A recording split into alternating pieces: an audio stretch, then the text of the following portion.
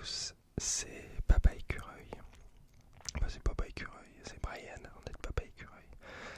Alors on se retrouve ce soir pour une nouvelle vidéo. La dernière c'était ma FAQ, ma fac comme j'aime à l'appeler. Mais comme certains m'ont fait remarquer que ça se disait FAQ, je vais dire FAQ maintenant et effectivement voir aux questions. Donc ce soir, on va partir sur une vidéo qui va être un top 10 de mes livres favoris. Alors c'est pas exhaustif, il y a pas mal de livres que j'apprécie fortement et que j'ai adoré lire et concrètement je pourrais je pense faire un top 50. Donc là j'ai essayé de choisir différents auteurs, que ce soit des auteurs français, anglais, il n'y a pas d'auteurs américains je crois, non, des auteurs russes, roumains, il y a un peu de tout. Les époques, globalement, ça reste relativement contemporain, moderne. C'est des auteurs du 19e ou du 20e siècle. Il y a un seul livre qui est réellement très ancien. Et voilà, donc on va partir sur mon top 10 des livres préférés. Le premier, et c'est sans ordre de préférence, il n'y a pas de classement, il n'y a pas le 1, le 2, le 3, quoi. On est vraiment sur un classement sans ordre quelconque. Le premier, c'est celui d'un auteur anglais qui est très connu, qui est George Orwell, et qui est très connu pour son livre 1984, qui est une dystopie sur une virée totalitaire d'un pays. Et donc voilà, là je suis parti sur un autre livre qui est La ferme des animaux. La ferme des animaux est un livre qu'il a écrit avant 1984. Et donc c'est un ouvrage, je vais vous lire directement la quatrième de couverture parce que je pense que c'est beaucoup plus simple et ce sera beaucoup plus clair que ce que je pourrais vous dire moi. George Orwell, La ferme des animaux. Un certain 21 juin a eu lieu en Angleterre la révolte des animaux. Les cochons dirigent le nouveau régime. Boule de neige et Napoléon, cochon en chef, affichent un règlement. Tout deux pattes est un ennemi. Tout quatre pattes ou tout volatile un ami. Nul animal ne portera de vêtements. Nul animal ne dormira dans un lit. Nul animal ne boira d'alcool. Nul animal ne tuera un autre animal. Tous les animaux sont égaux. Le temps passe, la pluie efface les commandements, l'âne, un cynique, arrive encore à déchiffrer. Tous les animaux sont égaux, mais certains le sont plus que d'autres. Et en fait, c'est ça, c'est, on va dire, c'est l'histoire d'une société. C'est mis sous la forme d'une ferme où les cochons décident de prendre le pouvoir, où les cochons décident de prendre le pouvoir sur les humains et donc de diriger la ferme en établissant une égalité pour tous qui finalement rapidement tourne à l'avantage des cochons et où les autres animaux sont leurs inférieurs. Et vraiment c'est super intéressant. C'est une analyse politique de la société de l'époque, de ce que peuvent être les dérives des sociétés totalitaires, parce qu'en fait c'est déjà ça le travail d'Orwell. Avant 1984, il était déjà très critique, il était journaliste, il a écrit pas mal d'autres ouvrages. Et donc voilà, La ferme des animaux qui est un tout petit livre, qui est vraiment très simple, et peut-être même, je pourrais vous en faire une lecture chuchotée, un de ces quatre. Là, je pense que je vais pas lire des extraits trop longs, je vais me contenter, pour les livres qui ont une quatrième de couverture, un résumé, je vais me contenter de lire ça parce que je trouve que c'est beaucoup plus simple. Et donc voilà, George Orwell, c'est un écrivain anglais du XXe siècle. Il est né au tout début du XXe siècle et pour le coup, ses écrits sont relativement forts. C'est très bien écrit et très intéressant. Donc je vous conseille d'acquérir, si ça vous intéresse, George Orwell, La ferme des animaux, qui est un livre vraiment magistral, très intelligent et excessivement agréable à lire, et court en plus pour ceux qui n'aiment pas la lecture longue et tout. On rentre rapidement dans l'histoire, on apprécie et voilà. Donc je vous conseille George Orwell dans mon top 10. Dans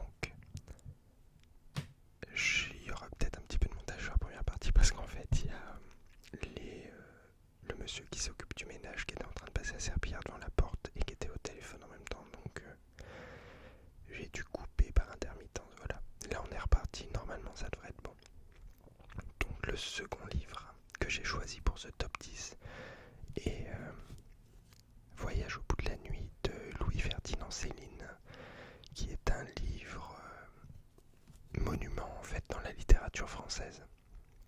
Louis-Ferdinand Céline est un auteur qui est né à la fin du 19e, je crois même, et qui a été relativement critiqué, et à juste titre, sur beaucoup de choses. Il a eu des comportements entièrement répréhensibles, de la délation, de la collaboration pendant la Seconde Guerre mondiale. Et donc il a été condamné, il a été condamné à l'indignité nationale, je suis pas sûr qu'il ait fait de la prison. Enfin, il était réfugié au Danemark pendant longtemps. Et donc ce livre est son premier livre officiellement paru. Il y a eu depuis, réédité chez Gallimard, un livre qui date de ses premiers écrits, qui est antérieur à Voyage au bout de la nuit. Mais donc Voyage au bout de la nuit est le premier livre qu'il a publié. À l'époque, il avait loupé de peu le prix Goncourt. Et je vais vous lire pareil la 4e de couverture. Donc, Louis-Ferdinand Céline, Voyage au bout de la nuit. Oh, vous êtes donc tout à fait lâche, Ferdinand. Vous êtes répugnant comme un rat. Oui, tout à fait lâche, Lola. Je refuse la guerre et tout ce qu'il y a dedans. Je ne la déplore pas, moi. Je ne me résigne pas, moi. Je ne pleurniche pas dessus, moi. Je la refuse tout net avec tous les hommes qu'elle contient. Je ne veux rien avoir à faire avec eux, avec elle. Serait-il 995 millions et moi tout seul, c'est eux qui ont tort, Lola, et c'est moi qui ai raison. Parce que je suis le seul à savoir ce que je veux. Je ne veux plus mourir. Et en fait, ce livre, qui traite de la Première Guerre mondiale, c'est donc un livre sur un personnage qui dans le livre s'appelle Ferdinand. Louis-Ferdinand Céline, c'est donc le nom d'auteur. Céline, c'est pas son vrai nom. Son vrai nom, c'est Destouches. Et Céline, c'était la grand-mère qui s'était occupée de lui dans son enfance. Enfin, pas totalement, mais c'était sa grand-mère qui l'appréciait particulièrement. Donc Ferdinand est ce personnage et qui traverse en fait la Première Guerre mondiale et continue ensuite de vivre, qui devient médecin. Louis-Ferdinand Céline était médecin et qui traverse toutes les horreurs de la guerre. Et en fait, c'est surtout qu'il y a un langage qui est le premier, entre guillemets, auteur à avoir écrit comme on parle, à avoir utilisé l'argot, à avoir réussi à créer dans les dialogues un rythme qui était similaire à celui qu'on pourrait avoir à l'oral. En général, dans la littérature, qu'elle soit ancienne ou même contemporaine, les dialogues sont écrits de manière littéraire. Il n'y a pas en fait quelque chose qui sonne si réel que ça. Si on les transpose dans la vie réelle, ça sonnera faux. Enfin, personne parle parfaitement bien à l'oral. Et en fait, Voyage au bout de la nuit, Céline, il est arrivé avec cette façon de parler un peu plus proche de la vérité, un peu plus proche de ce que les gens disent réellement, de ce qu'est le peuple, de ce qu'est la façon de parler, de comment les gens s'expriment. Et le livre en lui-même est exceptionnel. Il est assez épais, mais c'est pas non plus insurmontable. Ça doit faire 400 pages. Ouais, 400 pages à peu près. Et donc voilà, c'est un livre exceptionnel parce que c'est beau. Il y a des métaphores, des allégories qui sont exceptionnellement belles. Je dis beaucoup exceptionnelles, j'ai l'impression. Qui sont follement belles. Et c'est bluffant du début à la fin. Et surtout de se dire que c'est son premier ouvrage. Alors il en a écrit d'autres après. D'autres dont certains qui étaient très polémiques et qui étaient vraiment assez horribles. Mais il a écrit d'autres romans qui sont pareils, vraiment d'une richesse folle. Il y a Mort à crédit ensuite. Il y a Rigodon, il y a D'un château l'autre. Et en fait, concrètement, il raconte toujours sa vie. C'est totalement autobiographique. Mais il y met une force, une puissance narratrice qui est narrative. Désolé, hein, qui est magistral et vraiment c'est beau à lire. C'est beau à lire et c'est plein d'humanité. Même si la personne était horrible, qu'elle a eu des positions inacceptables, il y a une humanité, un dégoût en fait de tout ce qu'est la violence, la guerre, la violence sous toutes ses formes en fait. Et voilà. Donc Louis-Ferdinand Céline, Voyage au bout de la nuit. Deuxième livre dans le top 10. Ensuite, on va partir sur un livre dont j'ai déjà fait une lecture chuchotée, qui est chez Swann. Alors Proust du côté de chez Swann, il n'y a pas de quatrième de couverture, enfin il y en a une, mais à proprement parler, c'est pas un résumé, je pense. Je suis en train de regarder. Je vais lire ce que Proust a écrit à Jacques Rivière le 6 février 1914. J'ai trouvé plus probe et plus délicat comme artiste de ne pas laisser voir, de ne pas annoncer que c'était justement à la recherche de la vérité que je partais, ni en quoi elle consistait pour moi. Je déteste tellement les ouvrages idéologiques où le récit n'est tout le temps qu'une faillite des intentions de l'auteur que j'ai préféré ne rien dire. Ce n'est qu'à la fin du livre et une fois les leçons de la vie comprises que ma pensée se dévoilera. Et concrètement, du côté de chez Swann, qui fait partie de la recherche du temps perdu, qui n'est pas une aventure d'Indiana Jones, et j'ai déjà dû faire la blague dans la vidéo de lecture chuchotée. Du côté de chez Swann, en fait, c'est donc une partie de la recherche du temps perdu, et la recherche du temps perdu, c'est juste ça. C'est une fresque sur une époque, sur la façon dont les gens vivaient. Alors là, on parle quand même d'un milieu assez bourgeois globalement, hein. C'est pas les gens qui n'avaient rien et qui vivaient. Mais on parle en fait surtout de constatation sur ce qu'est la vie, sur ce qu'est le temps, sur ce qu'est la façon dont on vieillit, comment on se comporte. Et en fait c'est beau d'un point de vue sociologique, je trouve ça exceptionnel parce que c'est très riche.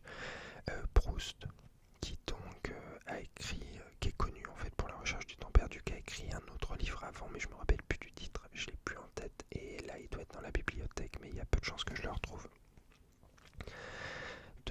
Comme ça en regardant, non, ça va être compliqué. Donc Proust du côté de chez Swann, qui est un livre très beau, très riche, qui peut être très compliqué. Il y a beaucoup de pages et surtout les phrases sont extrêmement longues. Il peut y arriver que des pages fassent des phrases fassent une ou deux pages sans discontinuer. Il y a de la ponctuation évidemment. Après on va arriver sur d'autres livres. Je ne sais pas si j'en ai pris ici. Non, je suis pas sûr. Si. Non. Il y a de la ponctuation, mais les phrases en fait tournent autour d'un sujet, nous amènent ailleurs, nous ramènent au sujet, et c'est magistral, mais ça peut perdre les gens. Et je sais que ça m'est arrivé à plusieurs reprises de lire une page, deux pages, et de revenir en arrière parce qu'en fait je m'étais perdu entre temps, il y avait eu trop d'infos, et je voyais plus où il voulait en venir. Donc voilà, Proust, du côté de chez Swann, exceptionnel. Vous pouvez ouvrir votre liste de lire à livres et les rajouter si vous les avez pas dedans. Franchement, c'est très très bien. Je dis pas que c'est le plus accessible, mais après il y en a un dans la liste que je trouve pareil relativement fou et qui est considéré comme un des livres les plus durs à lire au monde. Alors, je ne sais pas si vous avez remarqué, mais là j'ai une coupure parce qu'il y avait du bruit, j'en ai profité pour rehausser le micro, ce sera peut-être mieux pour vous. Vous voyez moins ma tête déjà, ce qui n'est pas désagréable potentiellement, mais surtout le micro va mieux capter le son. On va partir sur un troisième livre. C'est compliqué, hein, je ne sais pas trop quoi choisir. Il en reste donc 8, il va falloir que je me dépêche, sinon ça va durer 4 heures, ça va être une plaie pour vous. Il n'y a pas de trigger, ça ne chuchote pas, pas si ça chuchote, mais il n'y a pas de bruit de bouche particulier et tout, donc désolé.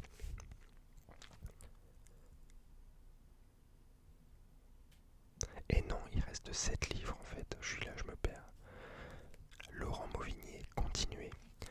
Alors, je vais vous lire encore une fois la 4e de couverture, tout en vous précisant que ce livre, il y en a deux en fait dans ma liste, c'est celui d'un auteur contemporain moderne. Laurent Mauvigné est encore en vie, contrairement à 80% des autres auteurs que je vous présente aujourd'hui. Et donc Laurent Mauvigné est un auteur français qui est édité aux éditions de Minuit, qui est une maison d'édition parisienne assez exceptionnelle, indépendante. Enfin, c'est vraiment une très très bonne maison d'édition qui a édité Samuel Beckett, qui a édité du Nathalie Sarraute, qui a édité Alain Robbe-Grillet, Michel Butor, Jean Echnoz. Je sais jamais si on dit Echnoz ou Echnoz, enfin bon voilà. Et donc voilà, continuez Laurent Mauvigné, qui est un excellent auteur français, j'adore. Je vous lis donc la 4e de couverture. Si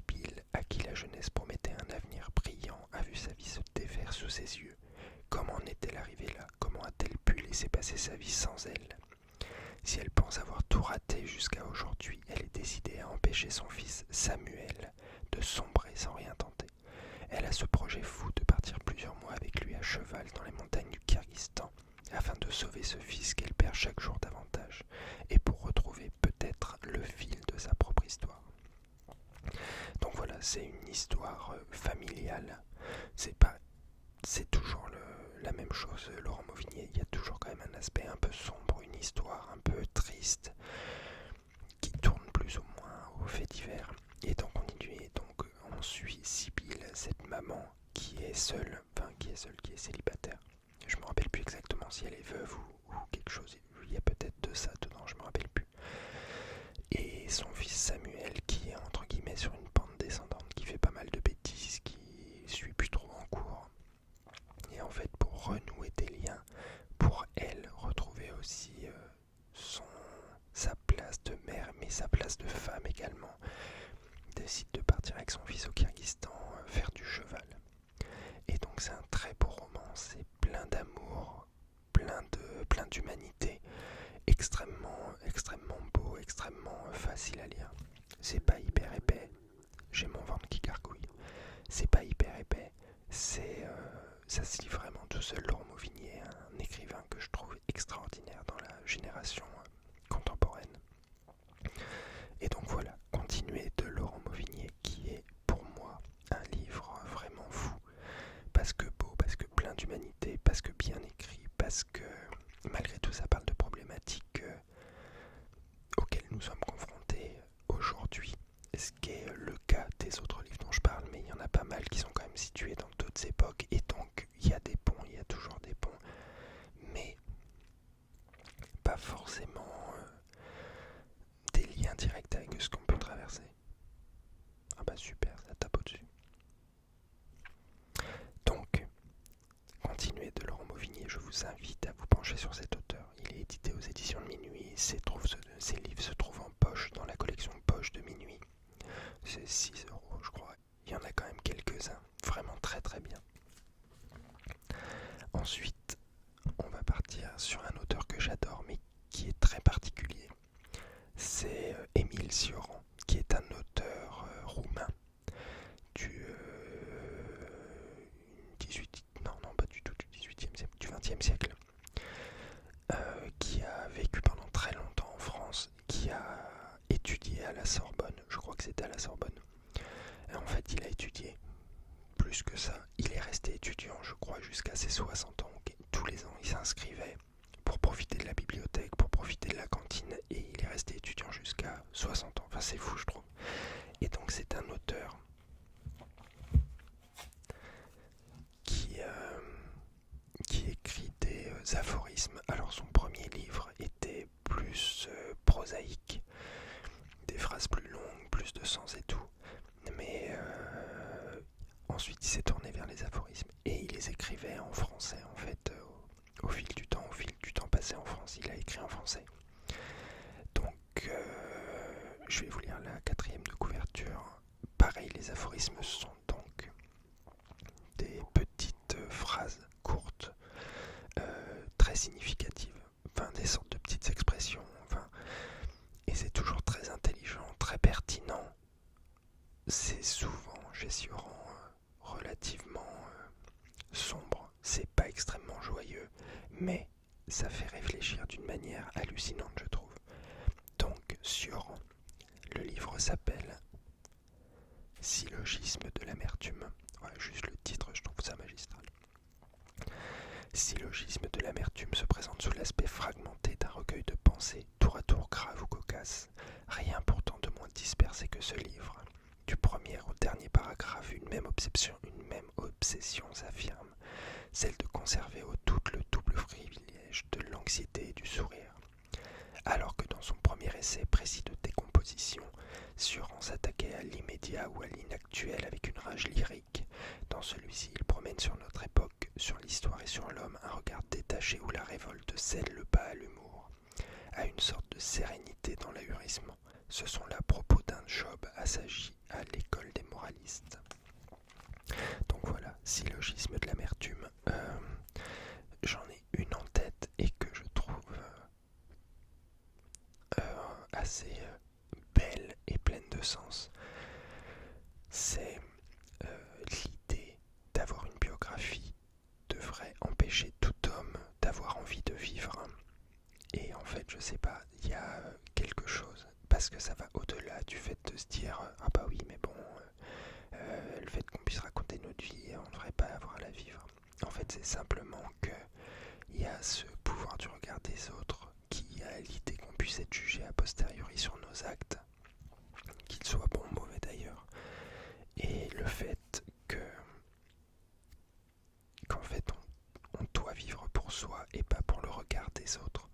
Et en fait, Sioran, il a effectivement, comme c'est dit sur la 4e de couverture, ce côté extrêmement désabusé. Et il y a un truc que je trouvais amusant à l'époque. Apparemment, quand il recevait une lettre pour lui souhaiter un joyeux anniversaire, ou quand il envoyait à quelqu'un, je crois que c'est à Samuel Beckett qui avait envoyé ça, une lettre pour lui souhaiter un joyeux anniversaire, il lui avait écrit en dessous une année de moins à tirer. Et en fait, je sais pas, je trouve ça tellement intelligent, une année de moins à tirer pour arriver à la fin. Pour lui, la fin potentiellement était une libération. Après, c'est une personne assez spéciale, entre guillemets. Il était insomniaque, il dormait 3 heures par nuit. Apparemment, il était très marrant et très amusant. Enfin, c'était une personne à vivre qui était très agréable, mais il avait un côté un petit peu taciturne, et ce qui se retrouve beaucoup dans ses écrits désabusés, assez peu enchanteur sur ce que peut être la vie. Il va pas embellir les choses, mais ses pensées sont vraiment très belles et font réfléchir. Et c'est sûr, pour moi, c'est la chose la plus importante en littérature. Il y a justement Louis-Ferdinand Céline, je crois, je ne suis pas sûr à 100%, qui disait « On ne fait pas de bonne littérature avec de bons sentiments ». Parce qu'en fait, la littérature, elle est là pour dire les choses qu'on ne peut pas dire autrement. Elle est là pour formaliser des expériences de vie, des ressentis, d'une manière tellement puissante qu'on ne pourrait pas à l'oral les exprimer. Donc voilà, Émile Cioran, Syllogisme de l'amertume, je vous recommande chaudement. Il me reste 5 livres et j'en suis déjà, je pense, à plus de 20 minutes de vidéo. Donc on va finir sur une vidéo à 40 minutes. Le prochain livre, je vais prendre un classique, mais classique ancien, qui est Ovide, les Métamorphoses d'Ovide. Donc Ovide, ça date d'il y a à peu près un peu plus de 2000 ans, je pense. J'ai pas, alors là je suis désolé pour vous, mais j'ai vraiment pas les dates en tête. Mais ça date d'il y a à peu près 2000 ans. Et donc la 4e de couverture.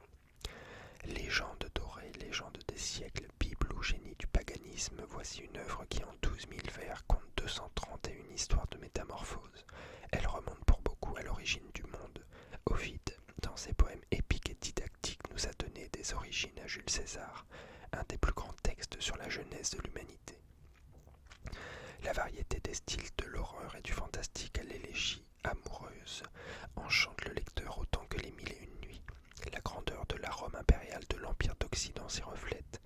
Les métamorphoses sont l'une des sources principales de la littérature et des arts occidentaux, comme les fontaines de Rome où l'eau ne cesse de jaillir. Les métamorphoses sont à la fois un monument et une source de la culture européenne. Et donc voilà, les métamorphoses d'Ovide, concrètement, ça explique, ça traite de beaucoup de mythes, d'histoires, que ce soit Narcisse, que ce soit Prométhée, et en fait tous ces mythes sont expliqués, les morales sont expliquées, les morales sont données à travers des vers, en fait des récits qui sont, encore une fois, c'est extrêmement bien écrit. Après là on est quand même sur des traductions de traductions. Mais les Métamorphoses d'Ovide, c'est un ouvrage qui est concrètement fondateur d'une partie de notre civilisation, parce que beaucoup de choses que vous pouvez retrouver au quotidien, dans des expressions, dans des situations, dans la façon de nommer les choses quand on parle de certaines expériences, Narcisse, enfin il y a tous ces trucs-là. Et tout ça en fait ça vient d'Ovide. ça a été formalisé par Ovide, ça a été parce que toutes ces histoires, tous les mythes grecs anciens, tous les mythes romains, concrètement, il y avait assez peu de traces. Enfin, je veux dire, c'était du récit oral, comme par exemple l'Odyssée d'Homère a été écrit, mais pas par Homère. Homère, c'était... Alors, attendez, j'ai peut-être un doute. Mais tous les mythes à l'époque, c'était des récits oraux. Ça se transmettait de conteur en conteur. Et Homère en faisait partie. Je ne sais pas si c'est lui qui a rédigé proprement l'Odyssée. Mais faudrait que je vérifie. Je suis désolé, j'ai pas toutes les infos. Donc voilà, les Métamorphoses d'Ovide, ouvrage exceptionnel, très beau. Des fois c'est un peu compliqué parce que malgré tout ça reste une écriture en vers qui n'est pas toujours en phase avec ce qu'on peut lire actuellement et ce qu'on peut lire depuis le début du siècle, et même avant. On lit plus trop de vers, mais vraiment très, très intéressant. Ça nous en apprend beaucoup sur notre culture, sur la façon dont les mythes traversent les époques, parce qu'en fait on garde tout ça et ça reste dans la culture occidentale et effectivement pas orientale, parce que c'est pas les mêmes mythes et tout, mais la culture occidentale globalement ça parle beaucoup. Prochain livre, Michel Houellebecq, Extension du domaine de la lutte. Alors, Extension du domaine de la lutte, je vais pas lire la 4e de couverture parce qu'elle est pas très joyeuse. Et surtout, c'est pas spécialement, enfin si c'est tout public, mais Extension du domaine de la lutte, c'est un livre qui parle d'une époque, qui parle de la misère des gens, qui parle du dégoût de la vie, du dégoût de la société. C'est, je pense, une façon qu'il a eue de formaliser tout ce qu'il considérait comme anormal, tout ce qu'il constatait dans son travail, dans sa vie, dans la société. Et en fait, il en a fait un roman que je trouve très fort, qui a pas mal de passages qui sont quand même assez crus et tout, et je conseille vraiment pas à des personnes jeunes parce que je trouve pas ça pertinent, et peut-être ça a mal vieilli, j'avoue que je l'ai pas lu, mais concrètement il est sorti en... Bah là le prix est en francs, 98 francs, donc 15 euros. Il est sorti au début des années 2000 je pense, peut-être même avant. Et enfin voilà, c'est un beau roman parce que ça traite de l'homme, ça traite des problématiques des hommes, on va dire entre 30 et 40 ans. Et je me sens concerné, mais pas tant par ce livre, mais je me sens concerné en tant qu'homme de 30 à 40 ans. Et ça traite des problématiques de vivre en couple, d'être célibataire, d'avoir à subir le regard des autres. Et donc c'est vraiment bien, c'est bien écrit. Enfin, j'aime beaucoup l'écriture de Michel Houellebecq. Elle est pas folle, il y en a pas trop. C'est pas trop écrit. Il n'y a pas trop de beauté, on va dire. C'est relativement épuré et sec, mais je trouve ça bien fait. Donc Michel Houellebecq, Extension du domaine de la lutte. Et ensuite, il nous reste 3 livres. Et parmi ces 3 livres, ce sont 3 livres vraiment que j'adore plus que tout. Je finirai par le plus compliqué. Je vais commencer par Fedor Dostoïevski, Les carnets du sous-sol, qui est un des livres qui m'a fait entrer dans la littérature de Dostoïevski et même dans la littérature globalement. Je pense que j'ai beaucoup plus lu après avoir lu celui-là que d'autres livres. Je vais vous lire la 4e de couverture.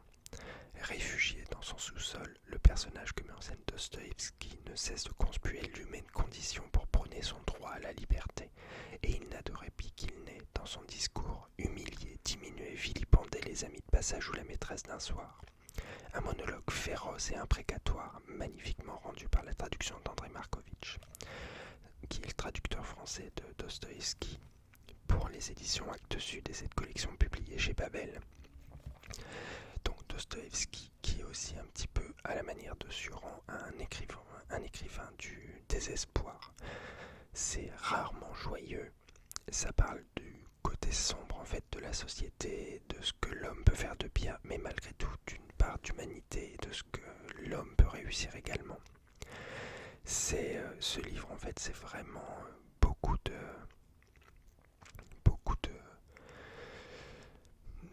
misérabilisme, on va dire, sur cet homme qui est enfermé dans un sous-sol parce qu'il ne veut plus sortir, il veut plus se confronter au monde, et quand il se confronte au monde, en fait, il sait pas se comporter, il sait pas agir avec les gens, il sait pas comment réagir, il est un peu paranoïaque. Et en fait, c'est écrit à la première personne. C'est un peu un roman fleuve. C'est écrit, c'est écrit, c'est écrit. Ça parle beaucoup, il digresse, il dit beaucoup de choses qui n'ont pas vraiment de sens. C'est un peu sur la folie en fait. Et vraiment, ce livre qui est un tout petit livre comparé aux ouvrages de Dostoïevski, qui Les démons, Crime et châtiment, Humilié, offensé, tout ça ce sont des livres très gros, en plusieurs tomes globalement, qui font peut-être 800 pages. Celui-là il doit en faire 150, même pas. Et vraiment ça se lit facilement. C'est pas extrêmement joyeux parce qu'on rentre dans la tête d'une personne qui est mal, qui vit mal, qui est un ancien officier de l'armée et qui a pas beaucoup de sous, qui a plein de problèmes et qui se crée beaucoup de problèmes aussi. Et en fait, je trouve que c'est une bonne porte d'entrée vers la littérature de Dostoïevski, qui est extrêmement riche, extrêmement imagée, extrêmement humaine, et sociologiquement je trouve ça très beau parce qu'il arrive à dire des choses, à raconter des choses qui peuvent être dures, mais il a une manière de le faire, et la traduction d'André Markovitch fait apparemment une différence assez folle par rapport aux anciens ouvrages. Il a vraiment réussi à restituer cette façon de parler de Dostoïevski. Donc voilà, je vous conseille Dostoïevski, Les carnets du sous-sol, un ouvrage splendide.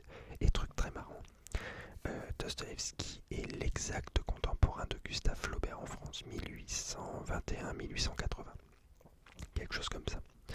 Je vais enchaîner sur le 9e livre, qui est un auteur français que vous devez connaître parce que vous l'avez sûrement étudié à l'école, qui est Jean-Paul Sartre, et ce livre, La nausée, qui est pareil, un des premiers livres qui m'a donné envie de lire en fait, que j'ai vraiment énormément apprécié, qui est beau, qui est sur l'homme, sur sa nature, sur ce qu'il est, sur ce qu'il a envie d'être, Alors, Sartre, il est connu pour l'existentialisme.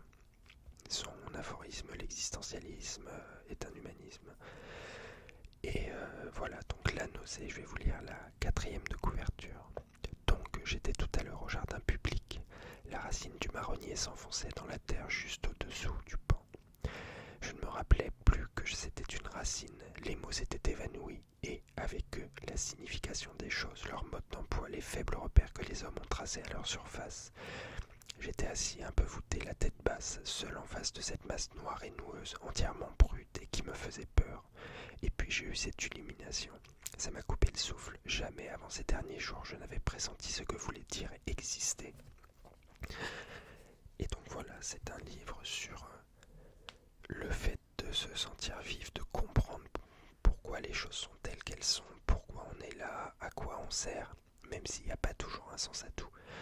Mais globalement, il y a quand même une idée générale dans tous ces ouvrages que je vous présente. C'est toujours un peu sur ça, sur un homme ou l'homme globalement qui se confronte au monde et qui comprend sa place, qui comprend ce qu'il a à y faire et qui comprend comment le faire. Et donc voilà, Jean-Paul Sartre, La nausée, c'est son premier ouvrage.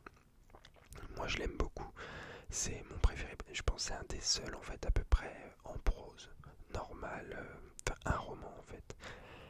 Et donc voilà, je vous invite à lire La nausée de Jean-Paul Sartre. Je trouve ça vraiment magistral et exceptionnel, et j'ai dit magistral non-stop, en même temps c'est mon top 10, je vais pas dire que les livres sont nuls.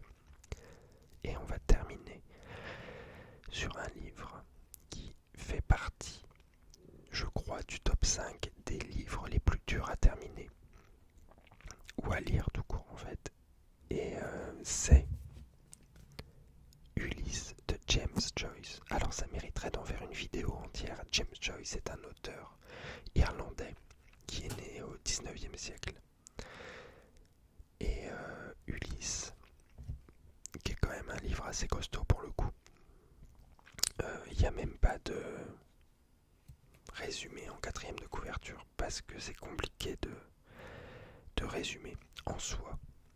C'est un livre qui se passe sur une période d'une journée et ça raconte l'histoire de Stephen Dedalus qui est entre guillemets l'alter ego de James Joyce et également, oh là là je vais avoir perdu les noms, ça va être insupportable, de Leopold Bloom.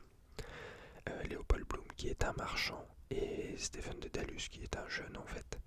Ça raconte sur une journée leur vie avec un nombre incalculable d'événements qui se produisent, à savoir que ce livre est tellement magistral, tellement reconnu qu'il y a maintenant à Dublin, et je crois que c'est c'est au mois de juin, au mois de juillet, un jour qui s'appelle le Bloomsday. Donc c'est en hommage à Leopold Bloom, le personnage de Ulysse de James Joyce. Et durant cette journée, il y a plein d'activités autour de ce livre. Dans toutes les rues de Dublin, il y a la fête et ça dure 24 heures.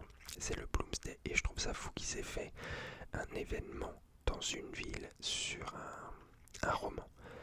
Et donc James Joyce, à travers Ulysse, qui fait penser à l'Odyssée d'Homère, Ulysse, tout ça, et l'Iliade. Ulysse, en fait, il voulait recréer une histoire à la Ulysse. Pas plus compliqué que ça. Sauf qu'en fait, il l'a écrit sur je sais pas combien d'années, enfin c'est un truc assez hallucinant. Et il y a des particularités stylistiques folles dans chaque chapitre. Il y a des passages où il a popularisé quelque chose qui avait été inventé par un auteur français du Jardin, qui est le flux de conscience. C'est-à-dire qu'on lit en même temps ce qui se passe et en même temps ce que la personne pense, et c'est déstabilisant possible parce qu'en fait il n'y a pas de séparation. Donc on lit une phrase et en même temps il y a le fait qu'ils parlent et qu'ils pensent ensemble, et en fait on n'arrive plus à situer à quel moment il commence à penser, à quel moment c'est la narration, et c'est un truc qui peut faire qu'on n'arrive pas à rentrer dans le livre parce que ça c'est le premier chapitre. Et en fait il a divisé chaque chapitre donc un style narratif différent. Il y a une partie c'est en tutoiement, une partie en vouvoiement. Il y a une partie qui est écrite sous la forme de sortes de petites annonces. Il y a une partie qui est écrite sous forme théâtrale.